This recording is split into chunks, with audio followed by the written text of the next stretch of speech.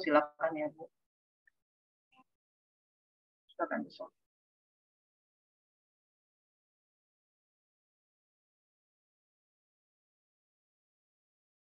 Silakan Bu Sofi. Langsung ke materi. Oke, aku di mute. Oh, di mute tadi ya? Oke, ini semua peserta di mute. Semua peserta di mute atau nggak usah? Buka mute ya? Buka mute aja. Karena saya kalau Mute ngajar aja ya? nggak ada respon kayak ngajar di kuburan ya. Oke, kalau gitu kita unmute ya. Ya, silakan.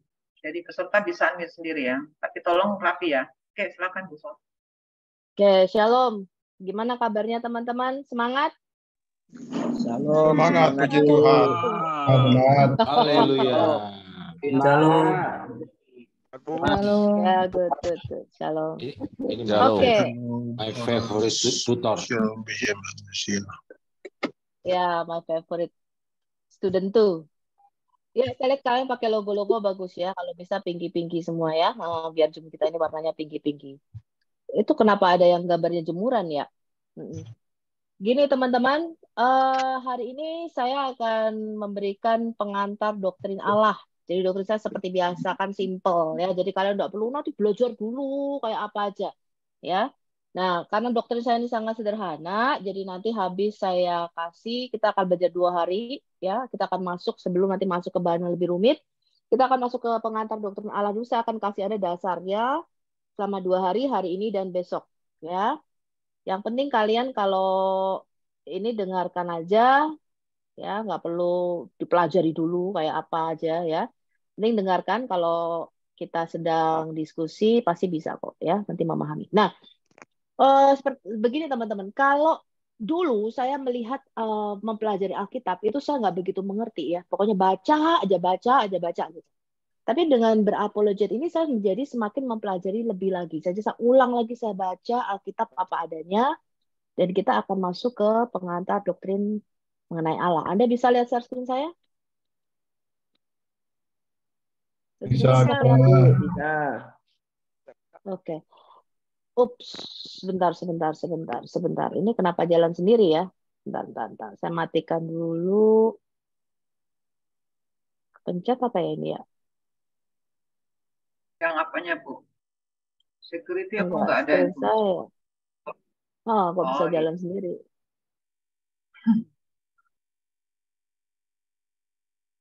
Oke. Ya, kita akan masuk ke pengantar doktrin Allah ya. Kalau kita mendengar kata Allah, saya pengen respon dari teman-teman. Apa yang terbersit di dalam benak kita? Siapa Allah itu? Anybody? Satu-satu. Angkat tangan yang mau bicara. Allah pencipta. Oke. Ada lagi yang lain? Iya, sang pencipta. Pencipta. Ada lagi yang lain? Penguasa. Penguasa. Pencipta, penguasa. Hah? Allah, Apa? awal dan akhir. Awal dan akhir. Oke. Ada lagi yang lain? Pemilik alam semesta. Oh, jadi kalau dengar kata Allah itu di benak kita langsung pencipta, penguasa, pemilik alam semesta. Ada lagi yang lain? Roh sesembahan. Roh sesembahan. Yang kita sembah. Oke. Ada lagi yang lain? Jenis makhluk, Bu. Jenis makhluk ya, karena lu udah dengar dari gua ya. Pencipta seluruh alam semesta. Betul, Bu. Kekal. Kekal, right? Itu yang mati. apa? Kekuatan apa? Maha kuasa yang pengasih. Maha kuasa dan pengasih. Oke. Jadi kalau kita dengar kata Allah, yang didoktrinkan dari kita sejak kecil itu pencipta, penguasa, Tuhan semesta alam, ya kan? Iya. Betul nggak? Itu yang didoktrinkan, ya, baik itu Muslim maupun Kristen sama, ya. Karena itu kadang-kadang apa yang saya katakan, orang Kristen sejak dari tulang sulbi mengatakan, Bu Sofi, saya baru pertama kali mendengar ini. Iya, pertama kali mendengar ini, baik, ya. Nah, jangan heran kalau kita membaca Alkitab, ternyata kata Allah itu tidak seperti yang kita bayangkan. Nah, sekarang kita lihat dulu. kata Allah yang ada di dalam Alkitab bahasa Indonesia. Jadi yang menggunakan kata Allah ini hanya Alkitab Indonesia dan Malaysia ya, setahu saya, according to my knowledge ya. Di tempat-tempat lain Alkitabnya nggak ada yang pakai kata Allah ya, makanya pakai kata masing-masing. God bahasa Inggris, good bahasa Jerman mungkin ya. Tapi yang menggunakan kata Allah ini hanya di Alkitab Indonesia dan Malaysia. Ya. Dan kata Allah di dalam Alkitab kita itu merupakan kata serapan dari bahasa Arab. Jadi jangan Anda bingungkan dulu nih antara kata serapan transliterasinya dengan maknanya. Ya. Jadi kalau mereka sering tanya, kenapa menggunakan kata Allah? Ya, karena bahasa Indonesia itu memang menyerap. Jadi bahasa itu tidak ada yang murni, teman-teman. Tetapi selalu meminjam, saling meminjam. Ya. Jadi bahasa kita dengan bahasa Filipina ada yang sama. Bahasa kita dengan bahasa Malaysia ada istilah-istilah yang sama. Kenapa? Bahasa itu tidak ada yang murni, pure. Ya, kata telepon, dari mana ya? Di bahasa Inggris telepon. Kita menyerap beberapa kata Belanda juga. Ya.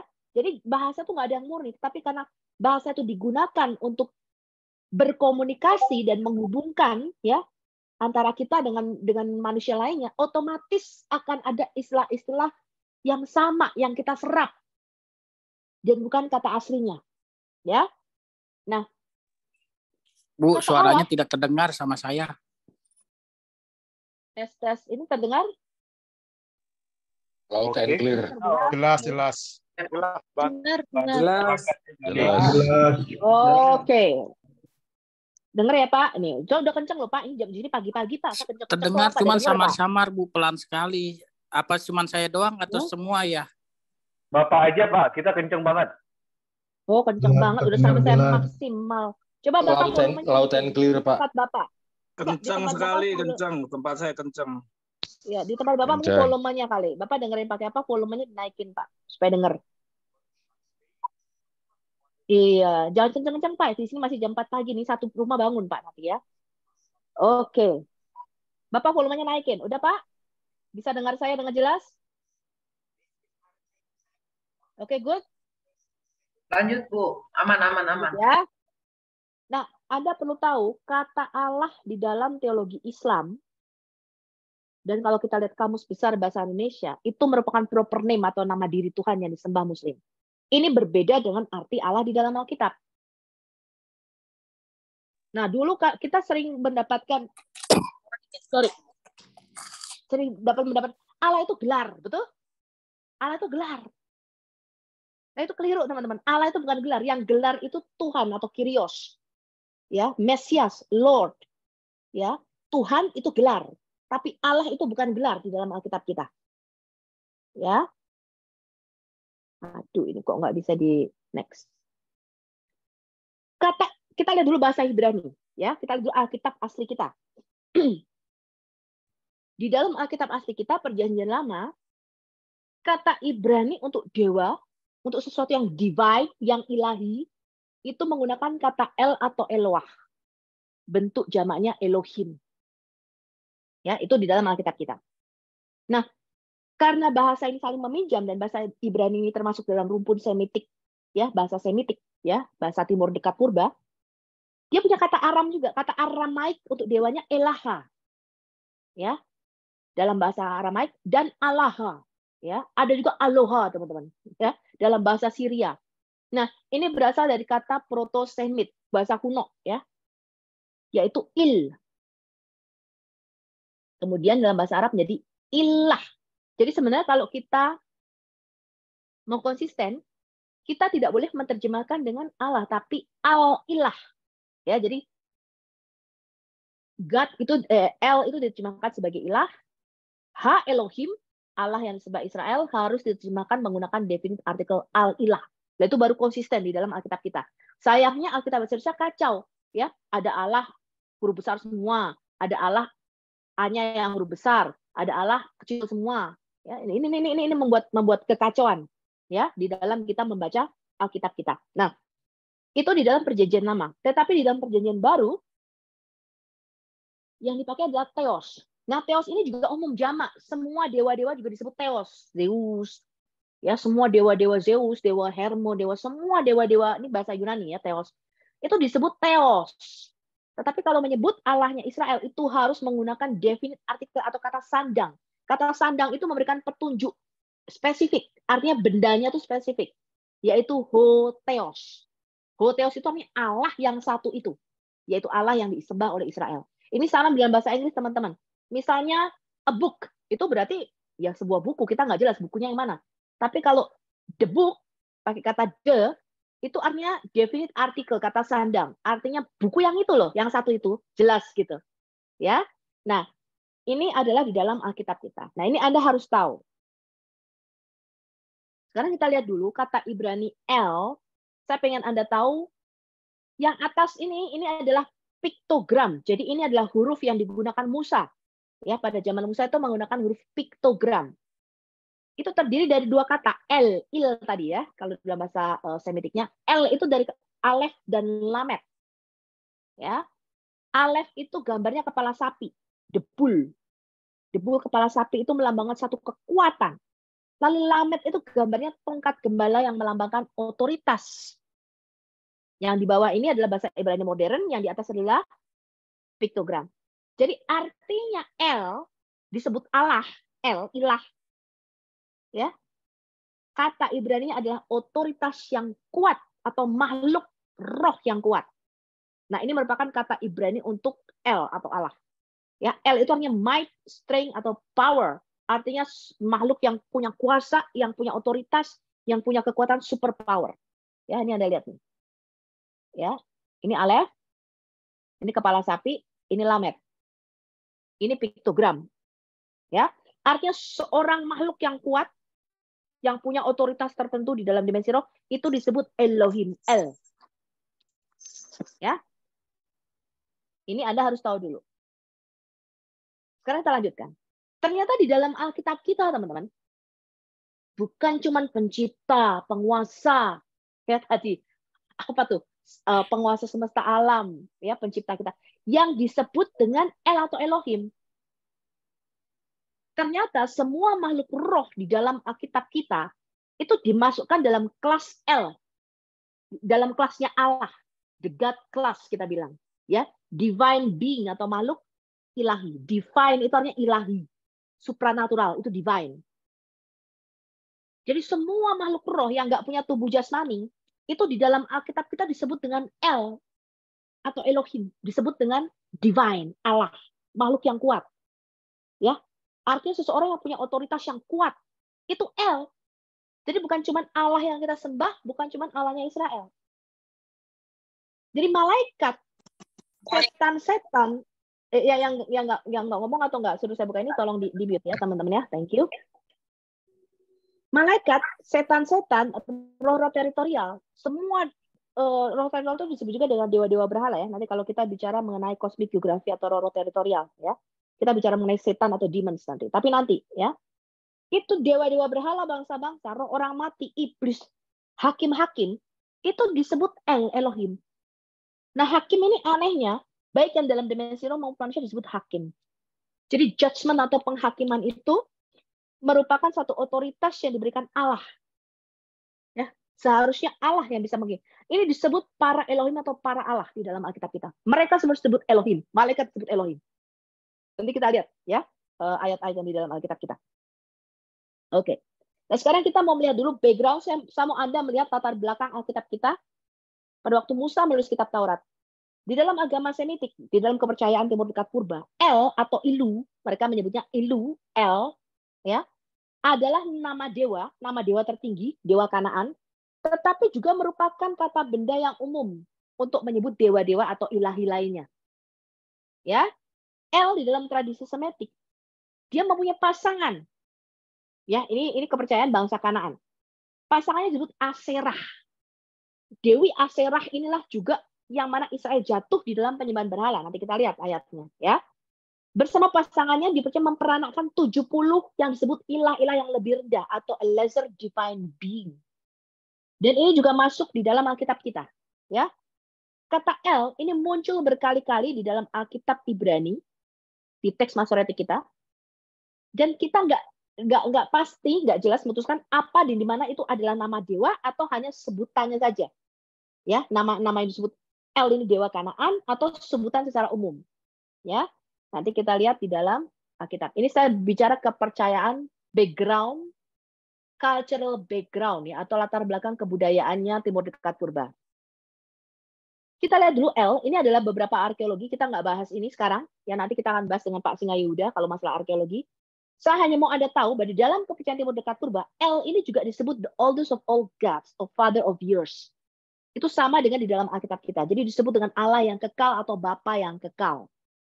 The head of the pantheon, divine council. Nanti kita bicara khusus mengenai sidang ilahi atau divine council, ya. Kemudian yang membedakan adalah ini, dia punya Aserah yang disebut istri daripada El. Lah inilah yang ditentang oleh Allah di dalam Alkitab kita. Ya, nanti kita lihat. El di dalam kepercayaan Timur Dekat Purba ini juga merupakan progenitor of other deities. Jadi dia memperanakkan atau melahirkan ilah-ilah lainnya. Dia disebut juga bapa daripada Adam. Adam itu adalah manusia, a divine king, raja. Jadi Adam itu disebut juga raja. Ya. Kemudian ruler of universe and supreme arbiter. Jadi penguasa dan juga hakim. Ya, jadi penguasa alam semesta dan hakim. Full of grace and compassion. Dan ini juga tidak masuk diserap dalam Alkitab kita. Jadi kalau ada yang mengatakan apakah Allah itu adalah untuk sebutan untuk pagan, saya sih tidak sepakat dengan itu. Jadi ada orang Kristen yang saking fanatiknya, nggak usah lagi kita pakai kata Allah. Lalu pakai kata apa? Kata El. El itu juga merupakan nama dewa Kanaan, teman-teman. Pakai apa? Kata good. Good dalam bahasa Jerman itu nama dewa. Mau pakai kata apa? Ya. Yang terpenting adalah ketika kata ini sudah masuk di dalam Alkitab kita, artinya kita harus memberikan makna yang berbeda. Ya, nanti kita lihat. Nah, ini mungkin sangat mengejutkan buat Anda, tapi ya inilah apa adanya kalau kita mau belajar Alkitab, ya. Sekarang kita lihat Aserah. Penyembahan Aserah ini masuk dan diperingatkan oleh Musa di dalam Ulangan 16 ayat 21. Ada sekitar 27 ayat di dalam Alkitab kita yang menyebut tentang Dewi Aserah, ya, yang disebut juga dengan Atiratu di dalam bahasa Akadia, Asirat atau Aser itu dalam bahasa Hiti, ya, macam-macam mereka menyebutnya. Kita lihat dulu Ulangan 16 ayat 21 yang Anda lihat di kiri, ini adalah merupakan patung yang sekarang ini Aserah statue, ya, yang disimpan di Eretz Israel Museum Tel Aviv. Ya, ini yang disebut juga dengan Aserah Pool. Jadi Aserah itu dilambangkan seperti pohon kehidupan, ya, atau the tree of life. Ya, mereka mengenalnya sebagai pohon. Ya, nah, dikatakan janganlah engkau menanam sesuatu pohon sebagai tiang berhala atau sebagai Aserah di samping mezbah Tuhan Allahmu, mezbah yang akan kau buat bagimu. Nah, penyembahan kepada Yahweh dan kepada Aserah ini di mana Israel jatuh juga di dalam penyembahan berhala ini. Ya, nanti kalau kita lihat arkeologinya, salah satunya yang ditemukan di Kuntilat Ajrut. Tapi kita nggak akan bahas arkeologi sekarang. Saya hanya mau Anda tahu bahwa ini ada latar belakang, ada background culturalnya. Ya. Contoh lainnya, di Keluaran 34 ayat 13. Sebaliknya, mezbah-mezbah mereka haruslah kamu rubuhkan. Tugu-tugu berhala mereka kamu remukan. Ini Musa udah ngomong nih ya, kalau kamu masuk tanah Kanaan, ya, dan tiang-tiang berhala Aserah, karena bentuknya pohon, harus kamu tebang. Tetapi ternyata pada zaman raja-raja, mereka jatuh lagi ke dalam penyembahan karena mereka nggak menghabisi orang-orang Kanaan ini sepenuhnya, ya, nggak dihabisi, nggak dibunuh semuanya. Jadi mereka jatuh juga di dalam penyembahan berhala ini, ya. Di dalam 1 Raja-Raja 14 ayat 15 misalnya kita temukan, ya. Kemudian Tuhan menghajar orang Israel sehingga tergoyah-goyah seperti gelagat di air, dan Ia akan menyatakan mereka daripada tanah yang baik ini yang telah diberikannya kepada nenek moyang mereka. Ia akan menyerahkan mereka ke seberang sungai Efrat sana, oleh karena mereka telah membuat apa? Aserah. Dan dengan demikian menyakiti hati Tuhan. Jadi penyembahan Yahweh dan Aserahnya itu disejajarkan karena Aserah ini dipercaya sebagai the feminine side, ya, atau sisi feminimnya, ya, atau istrinya El ini. Mereka percaya itu, ya. Nah, ini yang ditentang di dalam Alkitab kita. Ada banyak lagi, saya hanya menyebutkan satu. Prasasti di Kuntilat Ajrut, ya, ini kira-kira mungkin tahun 700-an sebelum Masehi, ya. Ini merupakan rangkaian prasasti yang bersifat religius dan di dalamnya menyebut nama YHWH, nama El dan Baal. Nah, Baal itu juga diambil di dalam Alkitab kita. Jadi Allah menyebut dia adalah Baal bagi Israel. Dia adalah Baal atau suami. Baal itu artinya penguasa atau suami bagi Israel. Ya. Di dalam prasasti itu ditemukan kata begini. YHWH dari Samaria dan Aserahnya. dan Yahweh dari Teman dan Aserahnya. Jadi Israel jatuh di dalam penyembahan berhala, ya. Nah, ini juga prasasti ditemukan tahun 1975-1976. Kita nggak ngomongin ini, saya hanya mau Anda melihat supaya Anda tahu background atau cultural background daripada El. Apa itu El? Ketika Musa menulis kitab Taurat itu dia punya latar belakang budaya, ya. Bukan didiktikan Jibril, ya. Kemudian begini. Untuk Anda tahu apa itu makna Allah, makna dari kata tertentu di dalam Alkitab kita, saya berkali-kali mengatakan bahwa para nabi dan para rasul itu meninggalkan kita banyak buku. Bahkan ada buku-buku di luar kanon Alkitab kita. Ya, macam-macam, masih banyak lagi tuh buku-bukunya. Kalau kita lihat, wah, deretan bapak-bapak gereja masih nulis lagi banyak buku. Mereka meninggalkan kita banyak buku, tapi satu buku yang mereka nggak berikan, yaitu namanya buku kamus. Ya, jadi mereka nggak meninggalkan kita yang namanya buku kamus. Untuk mengetahui definisi kata El, kata Elohim, Allah di dalam Alkitab dengan tepat, maka itu kita harus melihat di mana saja kata tersebut digunakan dalam seluruh Alkitab kita. Ya, nah kalau kata tersebut merupakan hapax legomena atau hapax legomenon, artinya hanya sekali ada di dalam Alkitab, ya, nggak disebutin lagi di ayat lainnya, ini cuma terdapat sekali, maka kita memerlukan bantuan di luar Alkitab untuk bisa membantu mengartikan kata tersebut dengan benar. Artinya apa sih kata itu? Ya. Nah, kalau kita melihat penggunaan kata El di dalam seluruh Alkitab Perjanjian Lama maupun Perjanjian Baru kita, El ini tadi kita sudah belajar merupakan transliterasi dari kata Allah. Kata Allah ini merupakan transliterasi dari kata El atau Elohim di dalam Perjanjian Lama, dan di dalam Perjanjian Baru dijadikan kata Theos. Ya. Terjemahan LI-nya tidak tepat, ya saya bilang kurang tepat, ya harusnya bukan Allah tapi ilah, ya. Nah kita juga menemukan inskripsi Kristen Arab pra-Islam yang memuat kata al-ilah atau al-ilahu, ya jadi kita nggak tabu menggunakan kata al-ilah atau al-ilahu, ya Kristen Arab sampai sekarang juga menggunakan kata Allah ini, ya. Nah jadi Elohim atau Theos ketika diterjemahkan harusnya bukan Allah tapi ilah. Ya, kalau kita mau konsisten di dalam penerjemahan Alkitab LAI kita. Nggak masalah sebenarnya pakai kata ilah. Ya.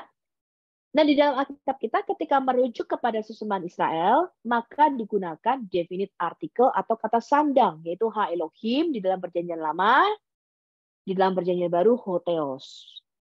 Ya, jadi kalau sebenarnya kalau Alkitab kita tuh konsisten, jadi nggak membingungkan untuk membacanya, ya nggak usah ada Allah-Allah besar, nanti T-U-H-A-N besar semua, ada T-nya besar satu, jadi membingungkan membacanya. Ya, kalau kita mau konsisten, secara umum begitu ketemu kata El atau Elohim, ya baik yang bentuknya tunggal maupun jamak, itu diterjemahkan sebagai ilah, dan untuk merujuk ilah tertinggi yang disembah bangsa Israel menggunakan kata al-ilah, maka terjemahan di Alkitab ini akan konsisten. Anda bacanya nggak bingung. Ya, Perjanjian Lama Ha Elohim, Perjanjian Baru Hotheos, Alkitab kita menjadi al-ilah, ya, maka itu akan konsisten, kita membacanya akan lebih jelas, ya. Ya ini cuma masukan aja. Oke, sekarang kita akan melihat satu video, ya, melihat satu video supaya Anda bisa memahami apa makna kata Allah, El atau Elohim di dalam.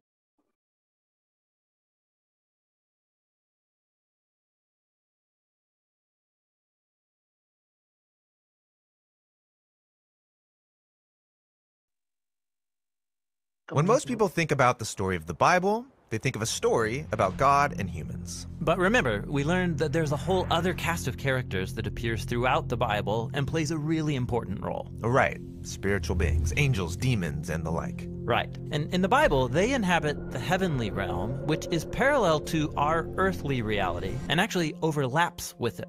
Now, all of these spiritual beings have their own unique characteristics. But here's what's fascinating. The biblical authors have one word that can refer to all the inhabitants of the spiritual realm. In Old Testament Hebrew, the word is Elohim, and in New Testament Greek, it's Theos. But here's the thing. This word gets translated in lots of different ways depending on which being is referred to.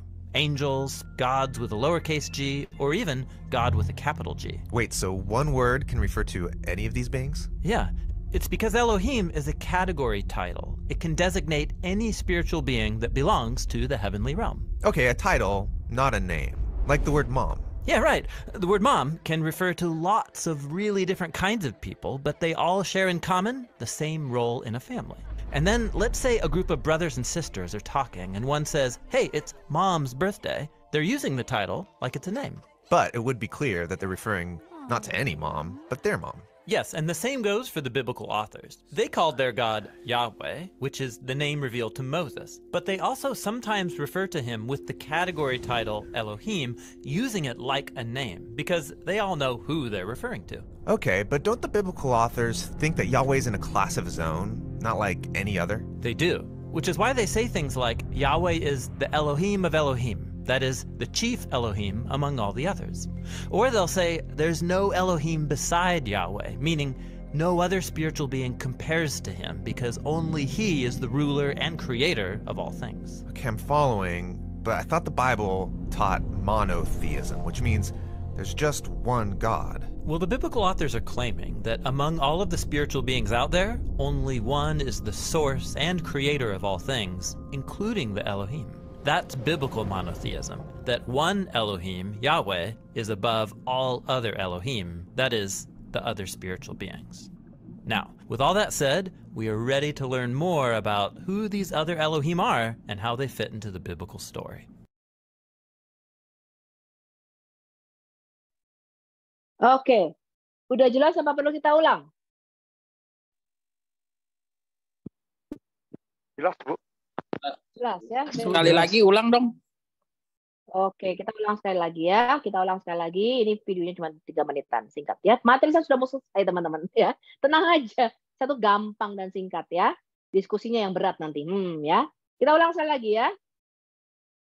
When most people think about the story of the Bible, they think of a story about God and humans. But remember, we learned that there's a whole other cast of characters that appears throughout the Bible and plays a really important role. Right, spiritual beings, angels, demons, and the like. Right, and in the Bible, they inhabit the heavenly realm, which is parallel to our earthly reality and actually overlaps with it. Now, all of these spiritual beings have their own unique characteristics. But here's what's fascinating. The biblical authors have one word that can refer to all the inhabitants of the spiritual realm.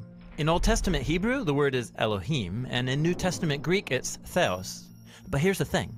This word gets translated in lots of different ways depending on which being is referred to. Angels, gods with a lowercase g, or even God with a capital G. Wait, so one word can refer to any of these beings? Yeah, it's because Elohim is a category title. It can designate any spiritual being that belongs to the heavenly realm. Okay, a title, not a name. Like the word mom. Yeah, right. The word mom can refer to lots of really different kinds of people, but they all share in common the same role in a family.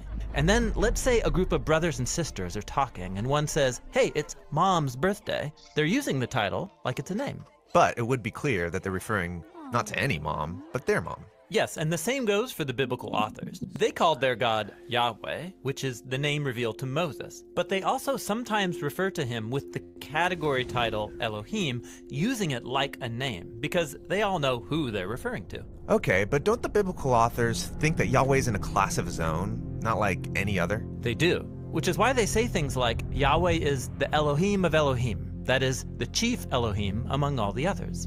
Or they'll say, there's no Elohim beside Yahweh, meaning no other spiritual being compares to him, because only he is the ruler and creator of all things. Okay, I'm following, but I thought the Bible taught monotheism, which means there's just one God. Well, the biblical authors are claiming that among all of the spiritual beings out there, only one is the source and creator of all things, including the Elohim. That's biblical monotheism, that one Elohim, Yahweh, is above all other Elohim, that is, the other spiritual beings. Now, with all that said, we are ready to learn more about who these other Elohim are and how they fit into the biblical story. Oke. Ya, nanti bisa diulang-ulang. Materinya saya kasih ke Anda, ya. When most people think about the story of the Bible, they think of a story. Bentar.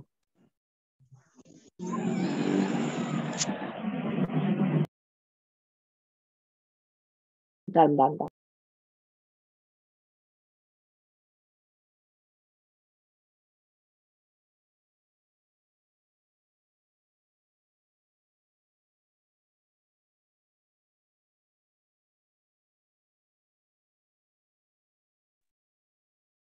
Nah, sekarang apa itu Allah kalau gitu di dalam Alkitab tadi?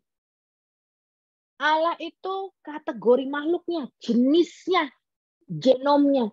All divine being, semua jenis makhluk ilahi yang dia punya tinggalnya di dalam dimensi roh, dia nggak punya tubuh jasmani. Disebut Elohim, disebut para Elohim. Dan mereka mempunyai strata atau tingkatan, kelas. Ya, aduh, bentar, ini kenapa pencet? Bentar ya, teman-teman. Jadi ini beda dengan mungkin yang Anda ketahui selama ini ya, bahwa apa namanya, Allah itu merupakan gelar. Allah bukan gelar, yang gelar itu Rob, ya, atau Tuhan, ya, itu baru gelar. Wait.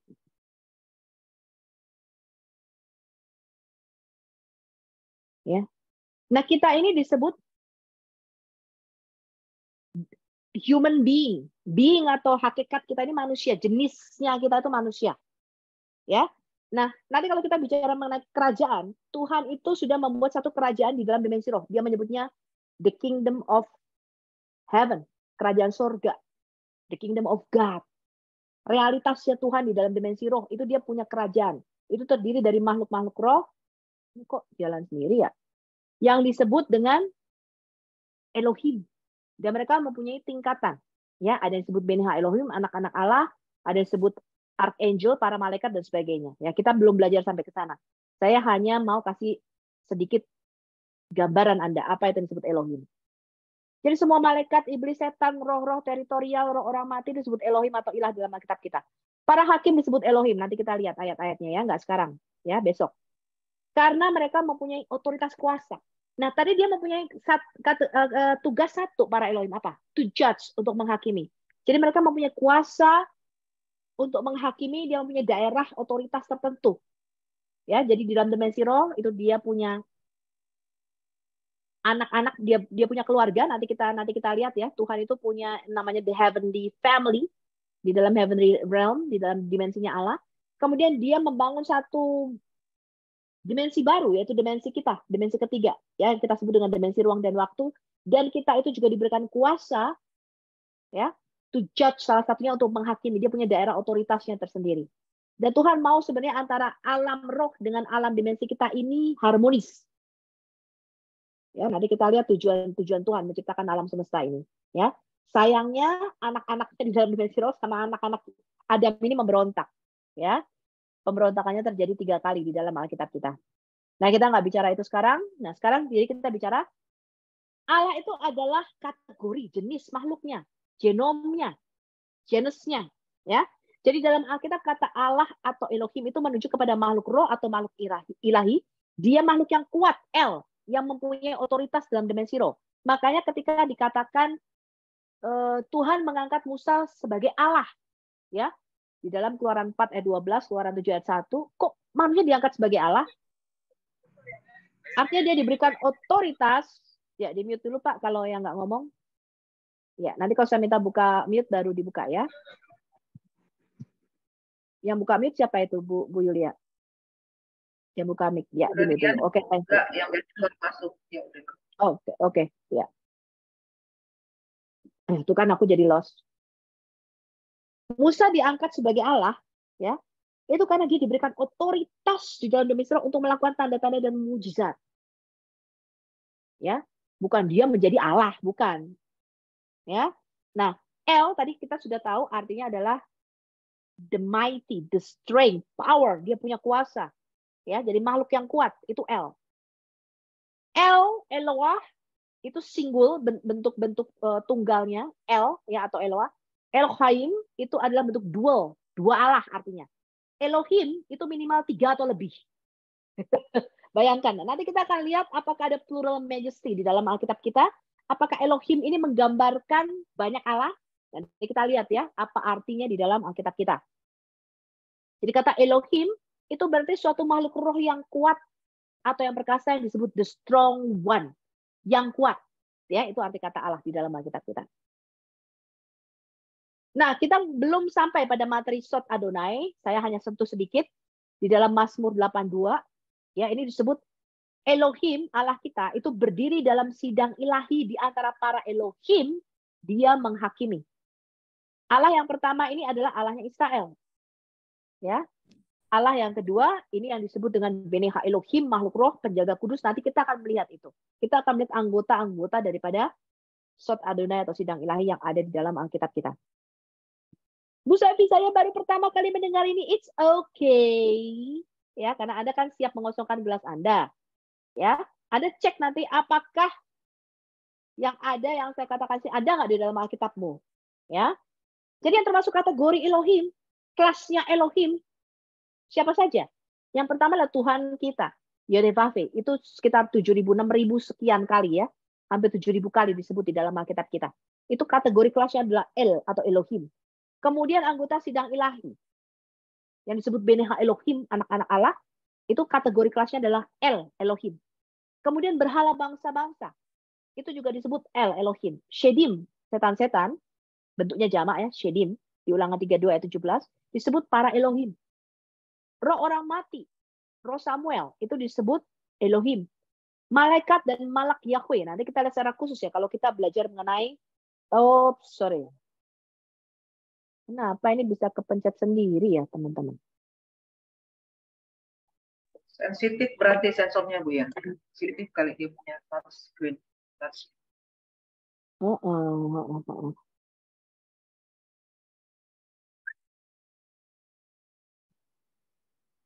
Iya, kok bisa ini sendiri ya? Iya, berarti dia sangat sensitif. Bisa jalan sendiri. Kemudian hakim-hakim disebut Allah. Dan nanti minggu-minggu depan kita akan lebih mendalami lagi. Ya, Anda telan dulu aja. Ya, ini pengantar untuk sesuatu yang lebih kompleks lagi. Nanti kita lihat identiti Tuhan yang begitu kompleks di dalam Alkitab kita dan bagaimana kita bisa membuatnya menjadi lebih sederhana ketika kita menjelaskan kepada teman-teman Muslim. Tapi ini memang apa adanya Alkitab begini. Saya nggak bisa mengurangi hal ini.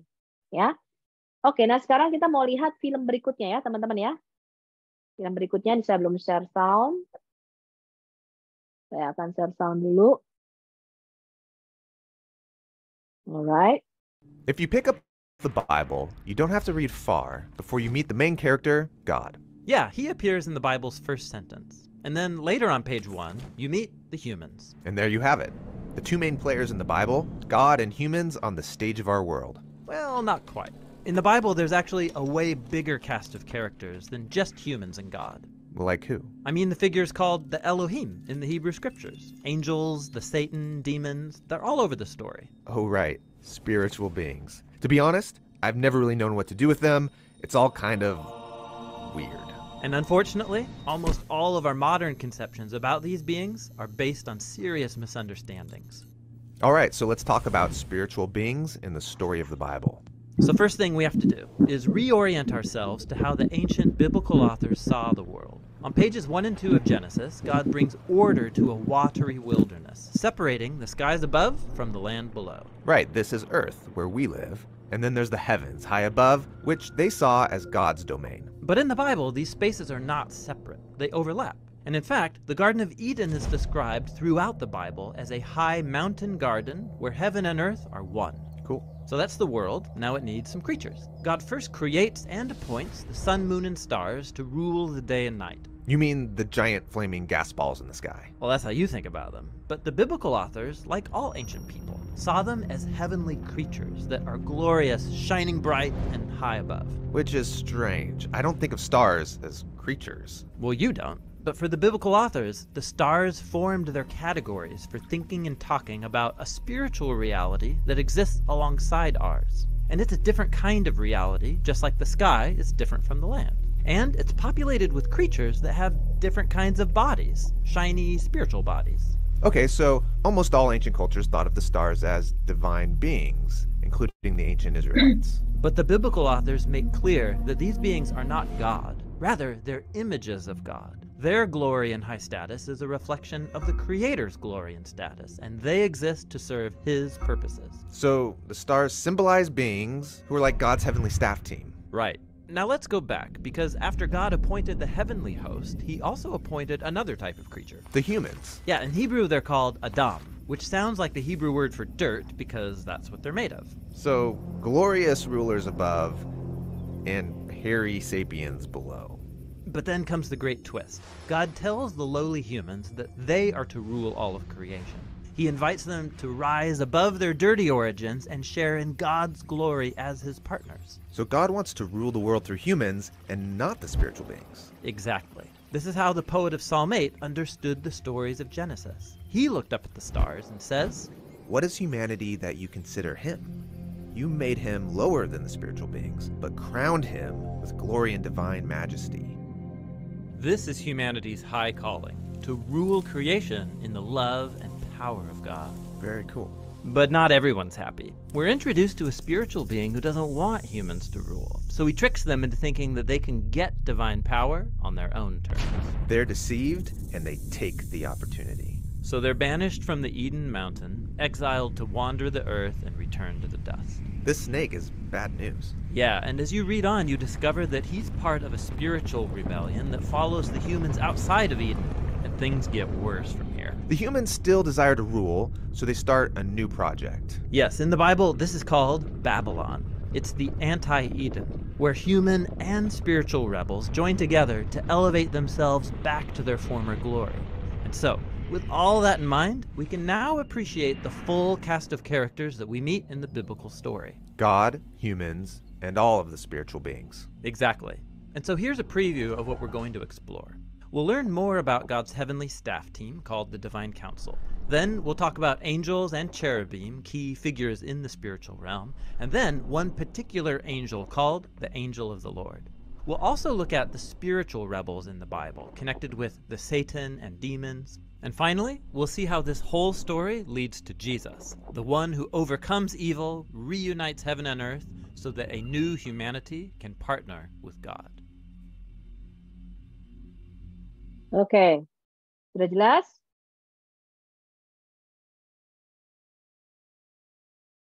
So, sudah berakhir materi kita, dan sekarang kita akan masuk ke bahan diskusi. Enak kan kalau sama saya? Gampang. Gampang kan? Gampang nggak? Berat? Dengarnya gampang. Berat. Gampang dengar. Aja berat. Ntar kalau lihat materinya pasti nggak Yehuda tambah pusing.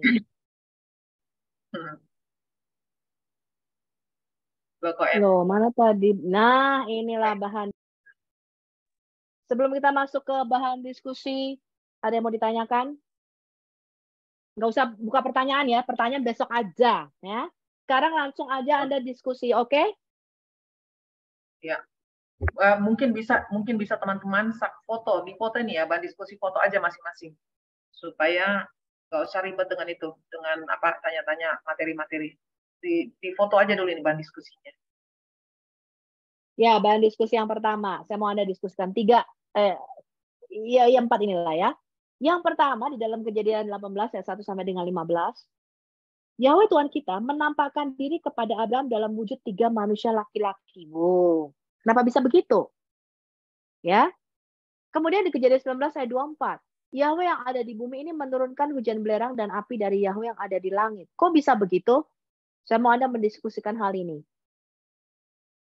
Kemudian yang Kejadian 32 ayat 22 dan 32, Yakub bergumul melawan Allah dan manusia. Dan Yakub menang katanya. Artinya apa? Ya, Anda diskusikan. Kemudian Yesaya 9 ayat 6. Anak yang akan lahir itu disebut El Gibor atau Allah yang perkasa. Artinya apa? Ada yang kurang jelas? Bahan diskusinya, para mentor? Ya ini Esel silakan Esel. Jelas.